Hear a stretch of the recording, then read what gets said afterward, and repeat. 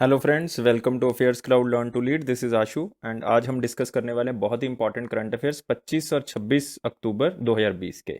थोड़ा सा लेट ज़रूर हो गया, लेकिन अब से आपको रेगुलर वीडियोस जो है वो मिला करेंगी। तो हम स्टार्ट कर रहे हैं 25 और 26 अक्टूबर के करंट अफेयर। आप यहाँ पे दो इमेजेस देख रहे हो, बहुत ही इंपॉर्टेंट इमेजेस हैं। लेकिन आज हम 5 से 6 करंट अफेयर्स बहुत ही इंपॉर्टेंट डिस्कस करने वाले हैं, जो कि आपके एग्जाम पॉइंट ऑफ व्यू से बहुत ज़्यादा इंपॉर्टेंट हैं। लेकिन उससे पहले आपको पता है कि एक दो चीज़ें मैं आपके साथ डिस्कस करूंगा कि आप हमारी अफेयर्स क्लाउड की जो सब्सक्रिप्शन है वो कैसे बाय कर सकते हैं। आप उसको बहुत दो तरीके हैं बाय करने के। आप सीधा वेबसाइट पे विजिट कर सकते हैं, that is affairs cloud slash current affairs. और आप डायरेक्टली डिस्क्रिप्शन बॉक्स में एक लिंक गिवन है, वहां पे भी जो है वो आप डायरेक्टली सब्सक्रिप्शन को देख सकते हैं। और बहुत ही नॉमिनल कॉस्ट पे गाइस प्रोवाइडेड है। अगर एक बार आप देखोगे तो आप खुद ही सरप्राइज हो जाओगे कि इतने कम प्राइस पे हम आपको ये प्रोवाइड कर रहे हैं। और ये इसमें आपको क्या मिलेगा, इसमें आपको डेली करंट अफेयर्स मिलेंगे, वीकली पीडीएफ्स मिलेंगी आपको, वीक वाइज ये अरेंज होंगी, 4 पीडीएफ्स होंगी।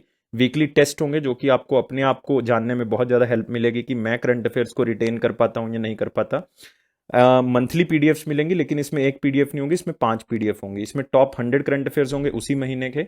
बैंकिंग, फाइनेंस और इकोनॉमी का सेक्शन होगा, जो कि बैंकिंग के एग्जाम की तैयारी कर रहे हैं उन बच्चों के लिए बहुत ही इंपॉर्टेंट है। करंट अफेयर पॉकेट पीडीएफ मिलेगी, जो कि आप क्वेश्चंस को बहुत अच्छे से रिवाइज कर सकते हो। एक होगा क्वेश्चन एंड आंसर पीडीएफ, कि महीने के जितने भी करंट अफेयर्स हैं उसको हमने एक ही पीडीएफ के अंदर क्वेश्चन एंड आंसर की फॉर्मेट में आपको देना है। उससे क्या होगा कि आप क्वेश्चन एंड आंसर्स की फॉर्म में उसको रिटेन भी ज्यादा कर सकते हो और जो है वो इजिली रिवाइज भी कर सकते हो। तो ये आपके लिए बेनिफिट होगा। तो यही अफेयर्स क्लाउड की खासियत है कि ये सारी चीजें आपको बहुत ही नॉमिनल रेट पे मिल रहा है। और इसके लिए आपको हम 10% एक्स्ट्रा डिस्काउंट भी दे रहे हैं। #10 कोड यूज करके आप इसको क्या कर सकते हो, यूज कर सकते हो। और गाइज हम स्टार्ट करते हैं फिर 25 और 26 अक्टूबर की। ये रही हमारी पहली न्यूज, जो कि वेरी इंपॉर्टेंट क्वेश्चन के अंदर लिखोगे आप। Which state top the domestic tourist visit list 2019? कौन सी स्टेट ने टॉप किया है डोमेस्टिक टूरिस्ट विजिट लिस्ट के अंदर? देखो दो हैं, एक डोमेस्टिक टूरिस्ट विजिट है, एक जो है वो हम कह सकते हैं इंटरनेशनल टूरिस्ट विजिट है। इंटरनेशनल टूरिस्ट विजिट है, या उसको फॉरेन टूरिस्ट विजिट भी आप कह सकते हो। तो डोमेस्टिक टूरिस्ट विजिट में गाइस जो टॉप किया है वो किसने किया है? उत्तर प्रदेश ने टॉप किया है। उत्तर प्रदेश जो है वो पहले स्थान पे है। दूसरे पे अगर आप देखोगे तमिलनाडु है। तीसरे स्थान पे जो है वो आंध्र प्रदेश है। तीसरे स्थान पे कौन सा है? आंध्र प्रदेश। लेकिन दूसरा और तीसरा याद रखने की जरूरत नहीं। अगर आप तमिलनाडु से बिलोंग करते हो, आंध्र प्रदेश से बिलोंग करते हो, then you can remember that, but otherwise it is not so much important. लेकिन उत्तर प्रदेश जो है वो पहले स्थान पे। अगर आपको यहाँ पे डोमेस्टिक की जगह गाइस फॉरेन आ जाए, क्या आ जाए? फॉरेन आ जाए, तब आपका आंसर जो है वो क्या हो जाएगा? चेंज हो जाएगा। फॉरेन में जो है वो सबसे पहले नंबर पे जो है वो कौन सा है? तमिलनाडु है। याद रखना है, डोमेस्टिक में तमिलनाडु दूसरे नंबर पे है, लेकिन फॉरेन टूरिस्ट विजिट की जो रैंकिंग है उसमें जो है वो तमिलनाडु पहले स्थान पे है। तो उत्तर प्रदेश गाइस बहुत ही इंपॉर्टेंट स्टेट आपके लिए। उत्तर प्रदेश में आपको मिलेगा दुधवा नेशनल पार्क। क्या मिलेगा? बहुत important, Dudhwa national park. Again Tamil Nadu foreign tourist visit में टॉप किया है, तो ये भाई बहुत इंपॉर्टेंट हो गया। तमिलनाडु में आपको मिलेगा अन्नामलाई नेशनल पार्क, आपको यहाँ पे मिलेगा मुद्दुमलाई नेशनल पार्क, बहुत इंपॉर्टेंट हो गया। और वैसे भी उत्तर प्रदेश में एक है ओखला बर्ड सेंचुरी, बहुत ही फेमस है। विजय सागर बर्ड सेंचुरी है यहाँ पे। समासपुर बर्ड सेंचुरी है। बहुत इंपॉर्टेंट इंपॉर्टेंट बर्ड सेंचुरी जो है वो आपको मिलेंगी। एक लेक उत्तर प्रदेश की मुझे याद आ रही है, बहुत ही famous, Govind Ballabh Pant Sagar lake. Govind Ballabh Pant Sagar lake. तो ये भी आप याद रख सकते हो। कितनी इंफॉर्मेशन देखो आपको एक ही न्यूज से जो है वो आप इकट्ठी कर सकते हो, और कितनी नॉलेज आप अपने आप को इनहेंस कर सकते हो। तो डोमेस्टिक में गाइस उत्तर प्रदेश, और फॉरेन में कौन हो गया? तमिलनाडु। 3-4 बार रिवाइज करवा दिया। Uttar Pradesh emerged as the top tourist destination in 2019 ranking. तो याद रखोगे इसको, बहुत ही इंपॉर्टेंट न्यूज थी आपके लिए। नेक्स्ट आते हैं दोस्तों अगली न्यूज के ऊपर। India meteorological department has dedicated first of its kind flash flood guidance services for which countries? No, ये बहुत ही इंपॉर्टेंट आप कह सकते हो एक डिवाइस है, या आप कह सकते हो कि एक बहुत ही अच्छा सिस्टम जो है वो प्रिपेयर किया है इंडिया मेट्रोलॉजिकल डिपार्टमेंट की तरफ से। कि जो कंट्रीज हैं, लाइक कौन सी कंट्रीज हैं वो आपने मुझे बतानी है। कि कंट्रीज को पहले ही पता लग जाए, 6 से 12 घंटे पहले पता लग जाए कि फ्लड्स जो है वो आने वाले हैं। इससे क्या होगा कि वो इवैक्यूएशन कर लेंगे, लोगों को घरों से बाहर निकाल देंगे, ताकि जो है उनसे बचा जा सके। और ये कौन सी कंट्रीज के लिए गया है? जहां पे फ्लैश फ्लड्स आप कह सकते हो ज्यादा आते हैं। और वो कंट्रीज कौन सी हैं? South Asian countries. अगर आप देखोगे इन कंट्रीज में, लाइक बांग्लादेश, भूटान, नेपाल, श्रीलंका, ये इंडिया इवन, तो आप देखोगे इस साल जो है वो सबसे ज्यादा प्रोन रहे हैं, ये बहुत फ्लड्स इसमें आए हैं। जिसके कारण जो बहुत जरूरी है कि इन कंट्रीज के बचाव के लिए ऐसा कुछ होना चाहिए। तो ये क्या है? Flash flood guidance services. और ये किसने जो है वो लॉन्च किया है? इंडिया मेट्रोलॉजिकल डिपार्टमेंट, जो कि कहाँ पे है? न्यू दिल्ली में है गाइस। कहाँ पे है? न्यू दिल्ली। और जो इंडिया मेट्रोलॉजिकल डिपार्टमेंट है उसके डायरेक्टर जनरल डॉक्टर मूर्तंजय मोहपात्रा है। लेकिन आपने याद नहीं रखना, इंपॉर्टेंट नहीं है, और बहुत से एग्जामिनर के पास डायरेक्टर जनरल है पूछने के लिए, तो वो आईएमडी का क्यों पूछेगा, इसलिए कोई एक्स्ट्रा न्यूज याद नहीं रखनी। ये बहुत जरूरी है कि करंट अफेयर में क्या पढ़ना है क्या नहीं पढ़ना, जो कि मैं आपको बताऊंगा कि क्या चीज इंपॉर्टेंट है इसमें, क्या नहीं इंपॉर्टेंट है। तो गाइस साउथ एशियन कंट्रीज के लिए लॉन्च किया गया, याद रखना है, ज्यादा इंपॉर्टेंट तो नहीं है क्वेश्चन, हाँ, लेकिन आप इसको याद रख सकते हो अपनी इंफॉर्मेशन के लिए कि इंडिया के पास एक ऐसा सिस्टम है जिससे हम 6 से 12 घंटे पहले ही एडवांस में जान सकते हैं कि हाँ भाई फ्लैश फ्लड जो है वो आ सकते हैं रियल टाइम के बेसिस पे। तो साउथ एशियन कंट्रीज गाइस आप देख सकते हो, डॉक्टर मदावन अगर यहाँ पे देखोगे that is the Rajeevan, secretary है ministry of earth and science के, इन्होंने इसको जो है वो क्या किया है, लॉन्च किया है। और मिनिस्ट्री ऑफ अर्थ साइंसेस के कौन है हमारे पास? हर्षवर्धन जी हैं। मिनिस्ट्री ऑफ अर्थ साइंसेस के हमारे पास कौन है? हर्षवर्धन जी हैं। तो सिर्फ आपने एक ही चीज याद रखनी है, south Asia flash flood guidance services, बस, और कुछ नहीं याद रखना, आपकी इंफॉर्मेशन है ये। नेक्स्ट क्वेश्चन आते हैं, in which state India first sand dune park will be establish.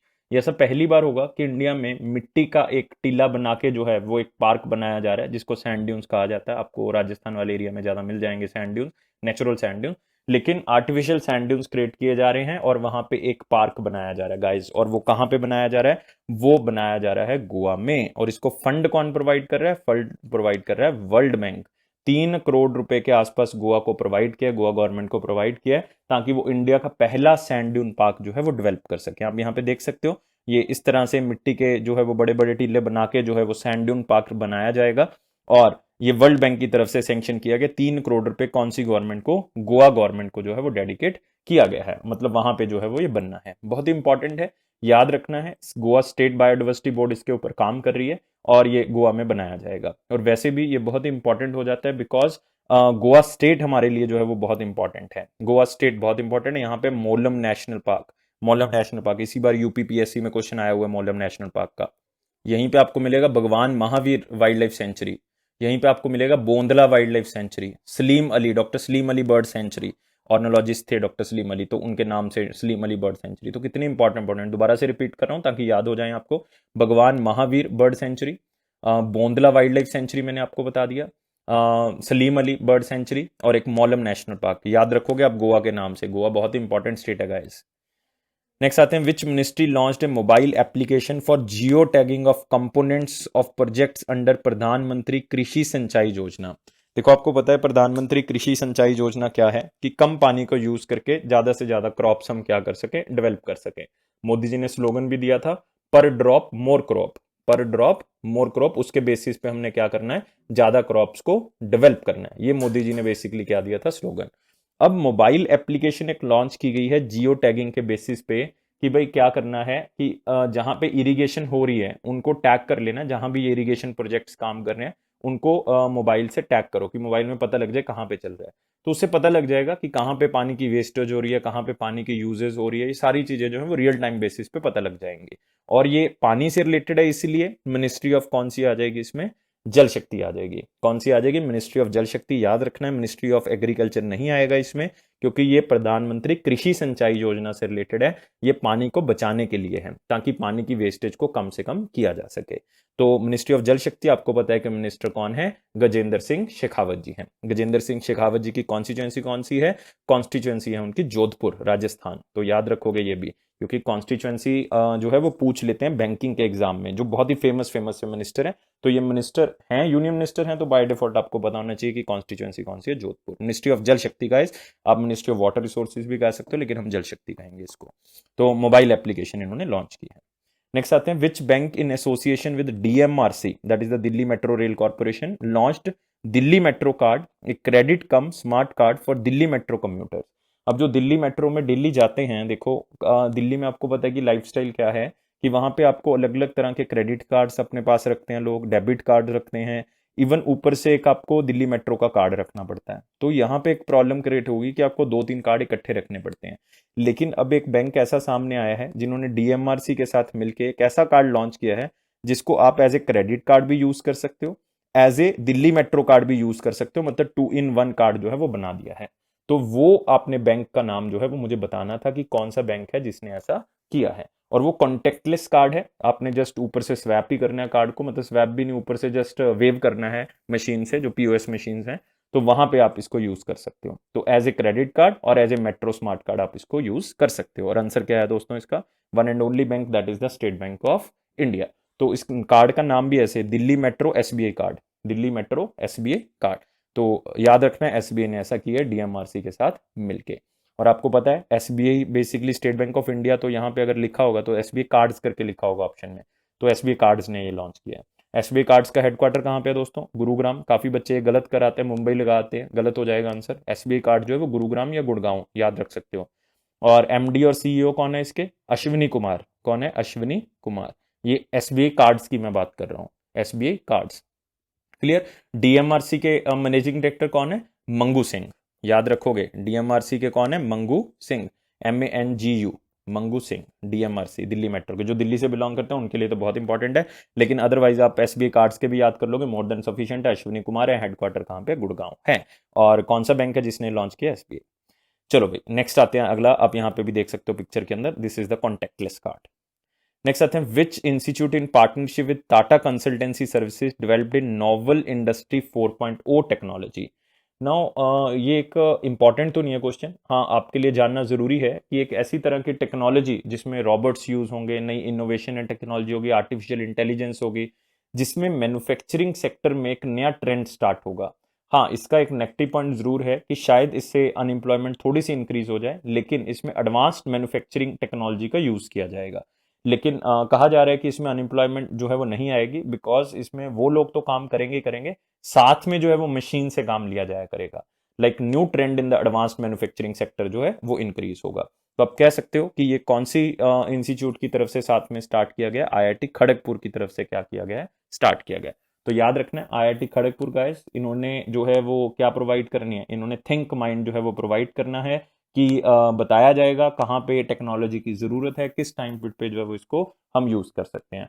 अब ऐसी मशीन्स बनने लगी हैं, लाइक वेल्डिंग ऐसे होने लगी है कि मल्टीपल सेंसर्स है उसमें, ठीक है, कम्युनिकेशन बहुत अच्छी है, अपने आप ही वेल्डिंग हो जाती है। तो इस तरह का प्रोसेस जो है वो नई मशीन्स में लेके आ रहे हैं। तो हमारे लिए क्वेश्चन के अंदर क्या इंपॉर्टेंट है कि टीसीएस ने इंडस्ट्रीज के अंदर एक नई टेक्नोलॉजी को लेके आने के लिए कौन से इंस्टीट्यूट के साथ टाई अप किया है? आईआईटी खड़गपुर के साथ ये टाई अप किया है।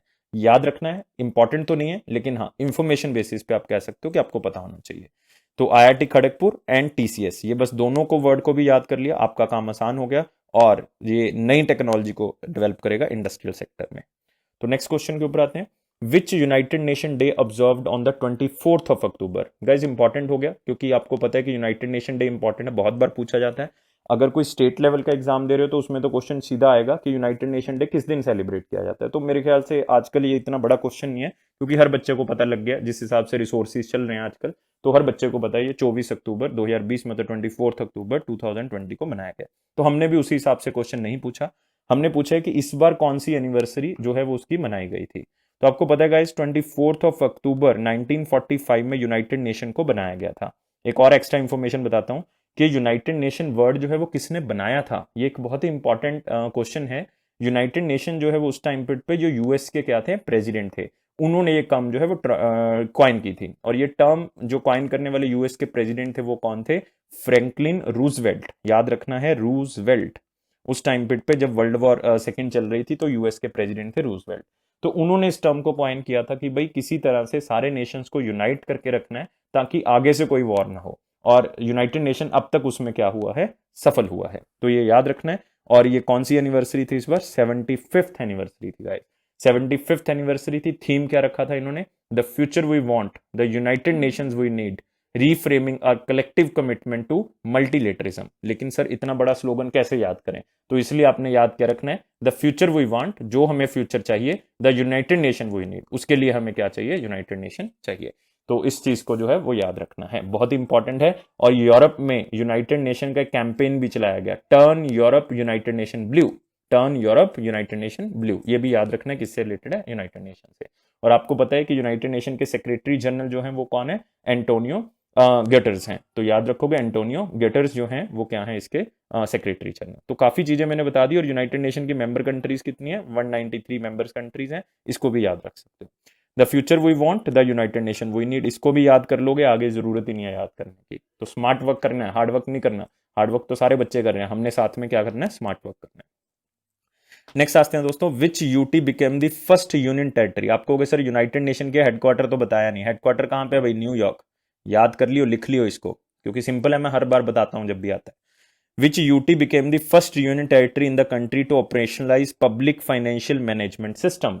तो ये काइंड ऑफ इंपॉर्टेंट है, इतना ज्यादा इंपॉर्टेंट नहीं है। हाँ, आप ये कह सकते हो कि सर इसमें ये वर्ड क्या है, पब्लिक फाइनेंशियल मैनेजमेंट सिस्टम। इस वर्ड को हमने थोड़ा सा क्या करना है, फोकस करना है। अब ये जो वर्ड है, इसका मतलब है कि हमने जो पेमेंट है वो डायरेक्टली बेनिफिशियरीज को देनी है।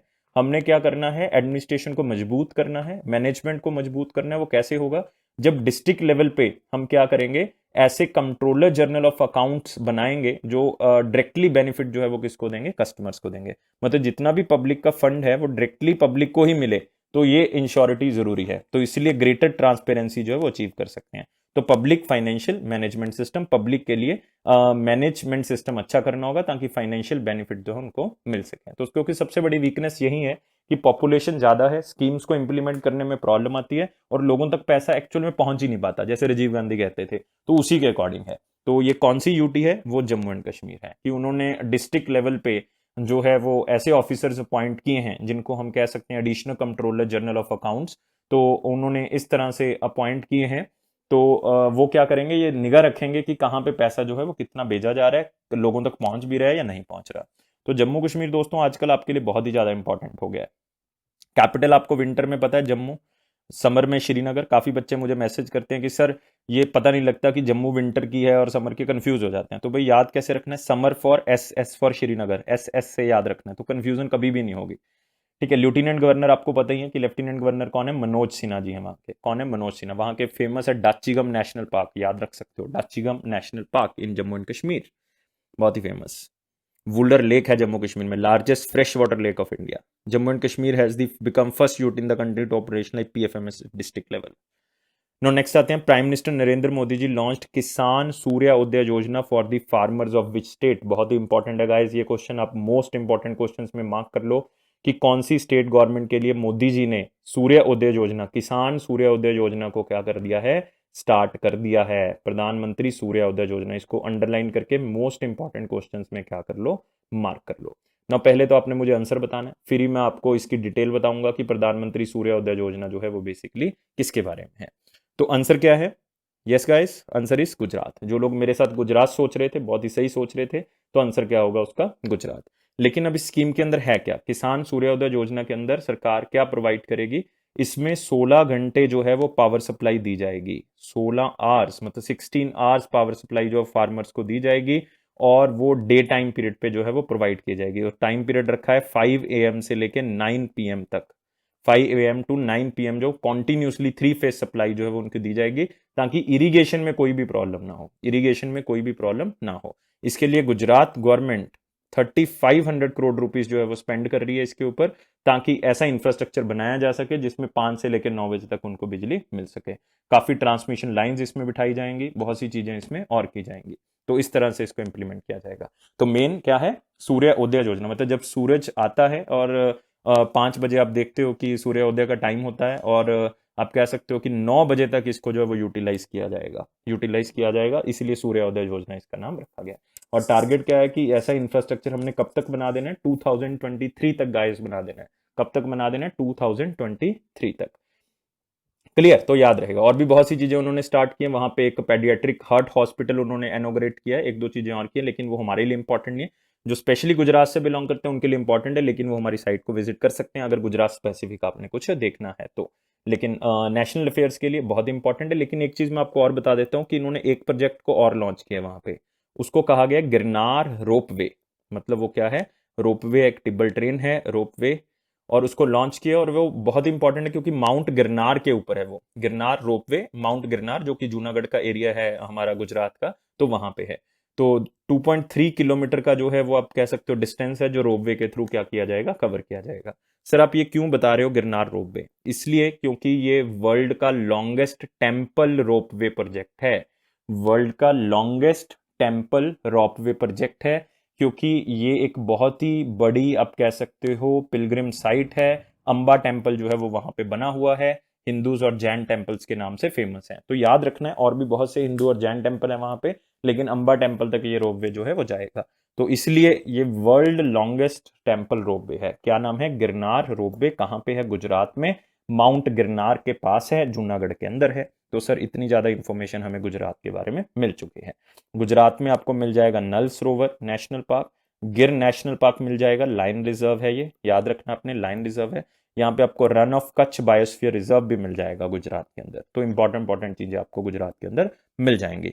बारदोली सत्याग्रह भी गुजरात में हुआ था, याद होगा 1928 में सरदार वल्लभ भाई पटेल जी ने किया था।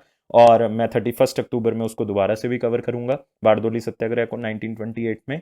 और साथ ही साथ आप देख सकते हो कि गांधी जी का जो साबरमती आश्रम से चल के 1930 में जाना था, वो किसके लिए जाना था? वो डांडी मार्च के लिए, वो भी गुजरात में हो। तो और भी बहुत सी चीजें गुजरात में हुई हैं, तो आपने याद रखना हिस्टोरिकल पॉइंट ऑफ व्यू से गुजरात इंपॉर्टेंट है। मोदी जी तो गुजरात से बिलोंग करते ही हैं। सर इतनी ज्यादा इंफॉर्मेशन गुजरात के बारे में कैसे याद रखेंगे भाई? रखना पड़ेगा। किसान सूर्योदय योजना, किसान गुजरात में। नेक्स्ट आते हैं, what is the name of recently MCX launched India's first real time base metal index? थोड़ा सा क्वेश्चन में एक आधा वर्ड जो है वो गलत है। What is the name of the comma recently launched MCX that is India's first real time base metal index? तो आप थोड़ा सा क्वेश्चन की भावना को समझ लो कि एमसीएक्स एक लॉन्च किया गया मल्टी कमोडिटी एक्सचेंज जो है, जिसमें हम कमोडिटीज को एक्सचेंज करते हैं। पहली बार हुआ है कि हमने मेटल्स को लॉन्च करने के लिए, मेटल्स को ट्रेड करने के लिए बेसिकली हमने एक ऐसा इंडेक्स जो है वो क्या किया है? लॉन्च किया है। तो आपने मुझे बताना है कि उस एमसीएक्स जो मेटल्स के लिए लॉन्च किया है मल्टी कमोडिटी एक्सचेंज के बेसिस पे, उसका नाम क्या है? तो वो नाम तो वैसे तो बहुत ही सिंपल है कि कौन सा एमसीएक्स के अंदर जो है वो हमने इंट्रोड्यूस किया है, और उसका नाम है मेटल इंडेक्स। क्या नाम है? Metal index. METDEX नहीं है, METLDEX है। तो थोड़ा सा करेक्ट कर लियो इसको, क्वेश्चन में थोड़ी सी प्रॉब्लम आ गई, DEX है, ये है स्पेलिंग। तो इसको जो है वो क्या किया गया? लॉन्च किया है। और इसमें 5 तरह की अभी बेस मेटल जो है वो हम ट्रेड करेंगे। कौन कौन सी ट्रेड करेंगे? जिंक हो गया, कॉपर हो गया, इसमें निकल हो गया, लेड हो गया, और एल्यूमिनियम हो गया। जिंक, कॉपर, निकल, लेड और एल्यूमिनियम। गोल्ड और सिल्वर नहीं कर रहे, उसके लिए अलग से बुलियन एक्सचेंज है, उसको हम करते हैं। लेकिन अदरवाइज मेटल इंडेक्स के अंदर, मेटल डेक्स के अंदर हम जो हैं वो ये 5 मेटल्स को ट्रेड किया करेंगे। तो याद रखना है, एक नया कमोडिटी एक्सचेंज है सिर्फ मेटल्स के लिए। नेक्स्ट आते हैं दोस्तों, एक दिन 59th रेजिंग डे। लेकिन ये सारे दिन फीके हैं किसके आगे? किसके आगे? यूनाइटेड नेशन डे के आगे। लेकिन भाई हमारा इंडो तिब्बतन बॉर्डर पुलिस का डे है, तो मैं इसको ये नहीं कह सकता कि हम छोड़ दें इस न्यूज़ को, इंपॉर्टेंट नहीं है। लेकिन आप इसको याद कैसे रखोगे? 24 अक्टूबर से, कि यूनाइटेड नेशन डे सर 24 अक्टूबर को होता है। तो यूनाइट रखने के लिए नेशंस को, तो सेना का होना भी जरूरी है, ताकि कोई भी एक कंट्री के ऊपर अटैक ना कर सके। इसलिए आईटीबीपी को याद रखना, इंडो तिब्बतन बॉर्डर पुलिस को, कि ये डर रहता है कि चाइना की तरफ से अटैक ना हो जाए, तो तिब्बत वाले एरिया को बचाने के लिए इंडो तिब्बतन बॉर्डर पुलिस जो है वो रखी गई है। याद रखोगे, सिंपल है ना। मोस्ट इंपॉर्टेंट डे अगेन 24 अक्टूबर आप कह सकते हो, that is the world polio day. World polio day. तो टारगेट है भाई उन लोगों के अंदर अवेयरनेस क्रिएट करनी है ताकि पोलियो इन्फेक्शन के बारे में बताया जा सके। इसकी वैक्सीन है तो उसके बारे में भी बताया जा सके, क्योंकि वैक्सीन है। पोलियो जो है वो बेसिकली अब ड्रॉप्स पिलाई जाती हैं आपको जब से बर्थ होता है। पहले बर्थ के टाइम पीरियड पे, फिर आप देखोगे 1 डेढ़ महीने के बाद, फिर 1 महीने के बाद, तो ऐसा 3 महीने तक लगातार चलता है, फिर 9 महीने, 6 महीने, तो इस तरह से जो है वो वैक्सीन चली गई है। तो पोलियो इन्फेक्शन की वैक्सीन के बारे में बताना है, पोलियो इन्फेक्शन फैलता है उसके बारे में बताना है, पोलियो को खत्म करना है उसके बारे में बताना है। और इसका थीम जो रखा गया, a win against polio, a win for a global health, क्योंकि बहुत से बच्चे कह सकते हो या फिर आप कह सकते हो बहुत से अडल्ट जिनको पोलियो वैक्सीन नहीं दी गई थी स्टार्टिंग में, बाद में उनको जो है वो प्रॉब्लम आती है, उनको प्रॉब्लम इससे क्रिएट होती है। तो इसलिए याद रखना है इसको कि 24 अक्टूबर को पोलियो डे मनाया जाता है। तभी हम नेशंस को यूनाइट कर सकते हैं जब पोलियो को इरेडिकेट करेंगे। इस तरह से किसी भी तरह से आपने अपनी लैंग्वेज में याद कर लेना है। नेक्स्ट आते हैं, former Telangana home minister Narasimha Reddy dies. तो जस्ट एक थोड़ी सी बात याद रखनी है, लेकिन जो बंदे तेलंगाना से बिलोंग करते हैं भाई उनके लिए तो ये इंपॉर्टेंट है। लेकिन अदरवाइज स्टेट के लेवल पे अगर कोई मिनिस्टर की डेथ होती है, क्योंकि बहुत से मिनिस्टर्स की डेथ होती है, तो पूछना थोड़ा सा जो है वो क्या होगा, एग्जामिनर की तरफ से गलत होगा। पूछ सकता है, एग्जामिनर के हाथ में पूछ सकता है, लेकिन थोड़ा सा मतलब सही नहीं होगा, वो र्यूड होकर डाल सकता है, अदरवाइज कोई ऐसा नहीं है। और कौन सी पार्टी से बिलोंग करते हैं? तेलंगाना राष्ट्र समिति से बिलोंग करते थे, टीआरएस से बिलोंग करते थे, तेलंगाना राष्ट्र समिति से बिलोंग करते थे। तो याद रखना है 2001 से उसी पार्टी से जुड़े हुए हैं। तो इंपॉर्टेंट हो गया था, याद रखना है नरसिम्हा रेड्डी। नेक्स्ट आते हैं, एक बुक लिखी गई द फिक्सर, द फिक्सर तो नाम से पता लग रहा है भाई किससे रिलेटेड होगी ये बुक होगी सर रिलेटेड क्रिकेट से, बिल्कुल। If fixer winning has a prize how much will you pay, ये बेसिकली कैप्शन है इस द फिक्सर बुक की, the winning has a prize how much will you pay. और ये बुक किसने लिखी है? ये बुक लिखी है बेसिकली एक ज़्यादा फेमस नहीं, उनकी डेब्यू बुक है, पहली बुक है, सुमन दुबे। क्या नाम है उनका? सुमन दुबे। दुबे याद रखना, रख सकते हो, नाम इंपॉर्टेंट नहीं है लेकिन बुक का नाम इंपॉर्टेंट है, द फिक्सर। इवन इसको काफ़ी न्यूज़पेपर ने भी कवर किया है, द फिक्सर बुक से। सुमन दुबे इसलिए अपने नाम जो है वो याद रखना रख सकते हो, लेकिन इसमें बताया गया है कि जो नील उपाध्याय हैं, एक्स क्रिकेटर जो हैं, वो बाद में फिक्सर बन गए थे, तो उनके बारे में जो है वो इसमें बताया हुआ है। और आकाश चोपड़ा जो कि आपको पता है कि फॉर्मर क्रिकेटर हैं, उन्होंने इस को बुक को रिलीज किया और इसको ट्रेलर की तरह लॉन्च किया गया। ये एक मतलब खास थी, इसलिए ये थोड़ा सा आकर्षित ज़्यादा कर गई बुक, और मतलब ज़्यादा इसलिए हाईलाइटेड है, तो इसलिए थोड़ा सा याद रखोगे। किसने की है? सुमन दुबे ने लिखी है। नेक्स्ट आते हैं वो पॉइंट जिनको आपने याद नहीं रखना, मैं इसको कवर कर रहा हूं लेकिन ऐसा याद नहीं रखना। The apex bank has inform that bank can deploy money drawn from इस TLTRO इन सेक्टर्स। मतलब 6 जगह पे जो है वो आरबीआई ने कह दिया है कि अब आप अपनी मनी को जो है वो क्या कर सकते हो, इन्वेस्ट कर सकते हो। वो 6 जगह कौन कौन सी है जिसके अंदर इन्वेस्ट कर सकती हैं? जैसे कि मैं बता रहा हूँ आपको, एग्रीकल्चर है, एग्री इंफ्रास्ट्रक्चर है, सिक्योर्ड रिटेल है, MSMEs हैं, फार्मास्यूटिकल्स हैं, हेल्थ केयर है। फार्मास्यूटिकल एंड हेल्थ केयर को इकट्ठा लिख सकते हो, फिर ड्रग्स को आपको अलग लिखना पड़ेगा। तो ये 6 सेक्टर है, याद रखने की जरूरत नहीं। सर ये TLTRO क्या होता है? ये क्या होता है सर? ये targeted long term repo rate operations होता है, क्योंकि आपको पता है कि रेपो रेट जो है वो शॉर्ट टर्म के लिए यूज किया जाता है, लेकिन लॉन्ग टर्म के लिए यूज करना है तो फिर आपको क्या यूज करना पड़ेगा? TLTRO। तो TLTRO की फुल फॉर्म याद रखनी है, that is targeted long term repo operations. Targeted long term repo operations, तो इस बात को आपने याद रख लेना है। नेक्स्ट आते हैं इंटरनेशनल डे फॉर डिप्लोमेट्स, ये भी 24 अक्टूबर को होता है। अगर डिप्लोमेट्स अच्छे हैं तो आप यूनाइट कर सकते हो नेशंस को, तो इस तरह से याद रख सकते हो। वर्ल्ड डेवलपमेंट इंफॉर्मेशन डे, ये भी 24 अक्टूबर को होता है, तो इसको भी किसी तरह से आपने रिलेट करना है। नेक्स्ट, पार्ले एग्रो ने अपना जो ब्रांड एम्बेसडर है वो किसको बनाया? प्रियंका चोपड़ा जोन्स को और जूनियर NTR को। और जूनियर NTR साउथ में प्रमोट करेंगे और ये नॉर्थ में प्रमोट करेंगी, तो याद रखना है पार्ले एग्रो प्रियंका चोपड़ा नाम से जो है वो आप याद रखोगे। PP, पार्ले पार्ले, पार्ले प्रियंका, पार्ले प्रिया, इस तरह से याद कर, किसी भी तरह से मतलब फनी सा बना के याद कर लो, ताकि आपके दिमाग में जो है वो किसी तरह से घुस जाए और क्वेश्चन गलत ना हो।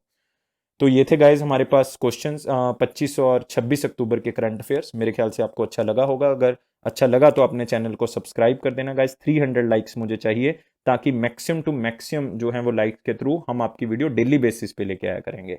लेकिन आपकी वीडियोस वैसे भी डेली बेस पे आनी चाहिए, और ये पिछले 5-6 दिन से नहीं हो पा रहा था, लेकिन अभी डेली बेसिस पे आपके पास वीडियोस आया करेंगी। और मैं आपको टाइम बता देता हूँ, जो इंग्लिश वीडियो है वो 11 बजे अपलोड हो जाती है और हुआ करेगी बेसिकली आगे से, और जो इंग्लिश हिंदी वीडियो है वो शाम को 6 बजे अपलोड हो जाया करेगी। और it is affairs cloud promise कि आपका करंट अफेयर का सेक्शन जरूर बूस्ट करेगा। और आप देखोगे जब भी बैंकिंग का एग्जाम या कोई एग्जाम दे के आओगे तो 90% जो करंट अफेयर्स हैं वो अफेयर्स क्लाउड कवर करता है। और आप देख सकते हो हमारी साइट पे जाके, हमने लिंक दिया हुआ है कि कौन सा क्वेश्चन आया हुआ है और वो हमने कौन से दिन जो है वो कवर किया था। तो ये बहुत इंपॉर्टेंट है कि आपके मैक्सिमम करंट अफेयर्स जो है वो कवर हो रहे हैं। और thank you guys for watching this video and take care.